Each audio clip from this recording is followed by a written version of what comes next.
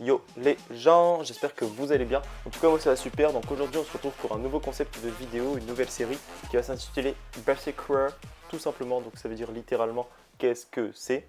Donc dans cette série on va traiter de termes techniques du freestyle, tels que le lift intérieur, le lift extérieur, la différence entre inside et outside, et plein d'autres choses. Et on commence tout de suite avec la différence entre inside et outside. Donc bien entendu, comme vous venez de le voir, on a fait 2 tours du monde, mais je ne sais pas si vous avez capté que ces 2 tours du monde étaient différents. On en a un premier comme celui-ci, puis ensuite j'en ai exécuté un deuxième comme celui-ci.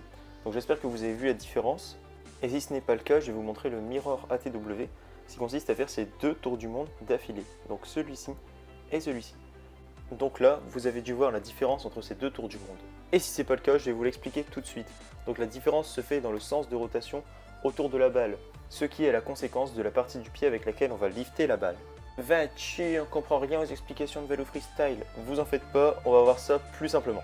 Donc tout simplement, vous allez prendre votre pied, mais au sens propre, pas au sens figuré. Si vous êtes assez grand, vous comprendrez, vous en faites pas. Donc sur notre pied, on va avoir 2 parties dénommées différemment. La partie extérieure, que je montre ici, donc tout simplement parce qu'elle se situe à l'extérieur du pied, et la partie intérieure, ici. Donc parce qu'elle se situe à l'intérieur du pied, c'est aussi simple que ça. Donc maintenant qu'on sait qu'il existe 2 parties du pied, une partie intérieure et une extérieure, on va les attribuer au tour du monde. Si on prend la balle de l'extérieur du pied lorsqu'on réalise le tour du monde, on va faire un tour du monde comme vous venez de voir, qui sera extérieur. Si au contraire, on se sert de l'intérieur du pied pour réaliser notre ATW, donc tour du monde, on va avoir un tour du monde intérieur. C'est aussi simple que ça.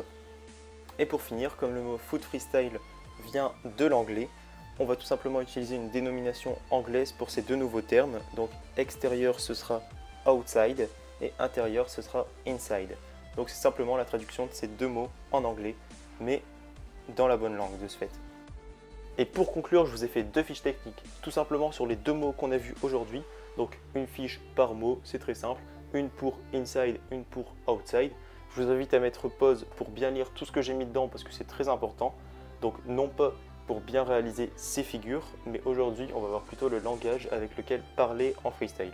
Donc c'est important aussi, il ne faut surtout pas le négliger. Donc j'espère que cette vidéo vous aura plu. Si c'est le cas, n'hésitez pas à me le dire dans les commentaires. Si elle ne vous a pas plu, dites-le moi aussi. Et si vous avez des questions, dites-le moi aussi, moi je suis toujours présent dans le game. Bon allez, on arrête de rigoler. Salut tout le monde pour une prochaine vidéo, on se retrouve très bientôt. Peace!